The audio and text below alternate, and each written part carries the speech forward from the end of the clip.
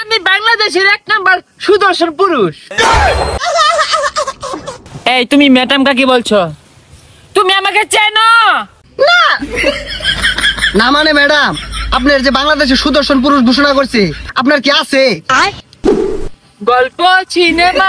সুদর্শন পুরুষ আয়নায় নিজেই প্রেমে পড়ে গেল। ভিডিওটি দেখলে হাসতে হাসতে ঘোরাঘুরি দিবেন। চলুন ফানি রিয়াকশন ভিডিওটি শুরু করি। নয় গল্প কাহিনী নয়, নয়তো কোনো মহাকাব্য। নাম্বার 1 ডলফিন খান। উফ গরম। কি ব্যাপার ইডাকারা? ও বাবা কই যান? হাই কি বলে? আমি বাংলাদেশের 1 নাম্বার সুদর্শন পুরুষ। আমি বাংলাদেশের একমাত্র সুদর্শন পুরুষ। কি আর বলো সুদর্শন পুরুষ? আরে বেড়া না বেডি এটাই তো বুঝতে পারতাছি না।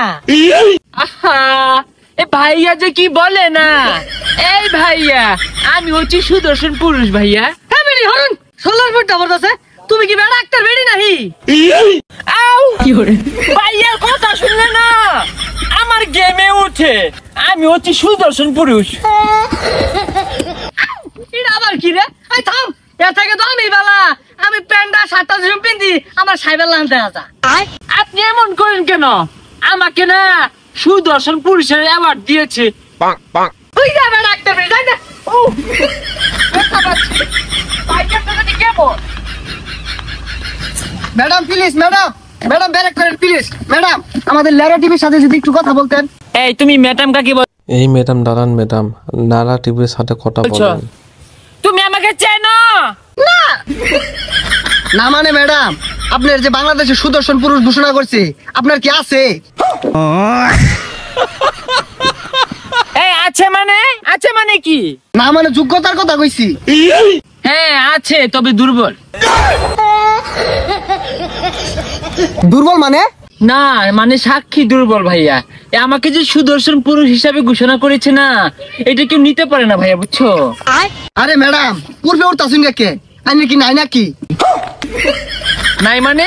আরে মান সম্মানের কথা কইছি। এই মিলে উঠতাছুন কে? আচ্ছা আইনের যে সুদর্শন পুরুষ ঘোষণা হলো কেমনে? এটা কেরা ঘোষণা হলো? আচ্ছা ভাইয়া, আমার চেহারা যেমনই হোক, আমার পোশাকটা দেখেছেন পুরো একদম। না ম্যাডাম, বলার ভাষা হারাই আসছি। গাইজ এটা কিন্তু সেই ছিল। আইনে যে পোশাক পরছুন এলা রাস্তাত কেউ পাইলে না থাক কইতাম না।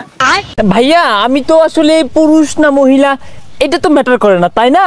তো এই যে আমার পোশাক দেখছেন, এগুলো আমি বাহির থেকে নিয়ে আসি, এগুলো এক একটা অনেক দামি, এগুলো দেখে সবাই আমাকে সুদর্শন বলে। জি ম্যাডাম, আপনার পোশাক দেখলে যে কেউ ক্রাশ খাবে। দর্শক আপনারা দেখতেই পারলেন, আমরা এই মুহূর্তে লেওরা টিভিতে কথা বললাম কোরিওগ্রাফি ডলফিন ভাইয়ার সাথে। ভাইয়া কিন্তু খুবই স্মার্ট।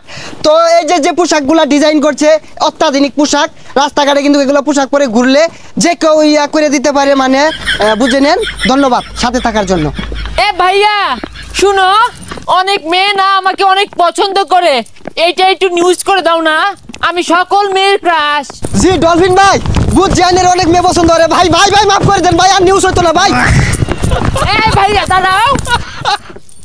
এ সুন্দরী যাবে নাকি? গাড়িতে উঠো, টান দে 100। এই সুন্দরী কাকে বলছিস? আমি সুদর্শন পুরুষ ডলফিন খান।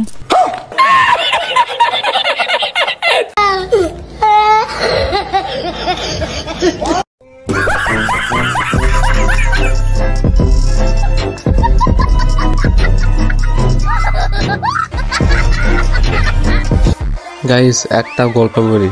গল্পের নাম সুদর্শন পুরুষের বিপদ। এক গ্রামে ছিল রাজু নামে এক যুবক। রাজু ছিল অত্যন্ত সুদর্শন, একেবারে সিনেমার নায়ক।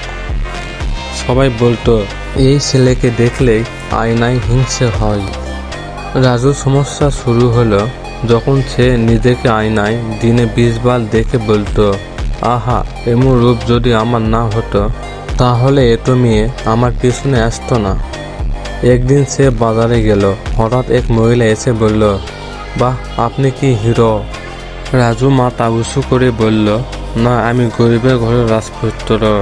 মহিলা হেসে বলল, তাহলে রাজপুত্র আমার ব্যাগটা ধরে একটু দোকান পর্যন্ত নিয়ে যাবেন। রাজু ভেবেছিল এটা পেমেন্ট শুরু। ব্যাগ নিয়ে গেল। দোকানে ঢুকতেই মহিলা বলল, এই বেটা, এই যে আমার স্বামী। ওকে বলো তুমি কে?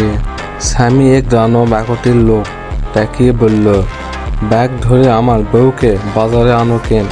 রাজুর তখন মাথা ঘুরতেছে। বলল, আমি তো শুধু সৌন্দর্যই বলি ভাই।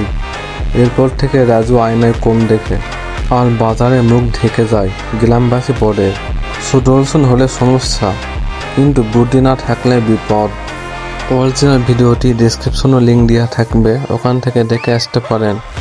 আমার চ্যানেলে নতুন হয়ে থাকলে অবশ্যই ভিডিওটিতে লাইক করে চ্যানেলটি সাবস্ক্রাইব করে দিবেন।